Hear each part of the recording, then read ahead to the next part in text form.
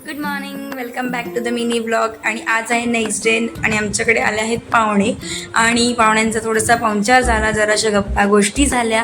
त्यानंतर मला दिवसभर काही व्लॉग घ्यायला जमलंच नाही आणि मग रात्री आम्ही गेलो, मी, बाबा, युवांश आणि त्याची आत्या, आम्ही गेलो हॉटेलला जेवायला.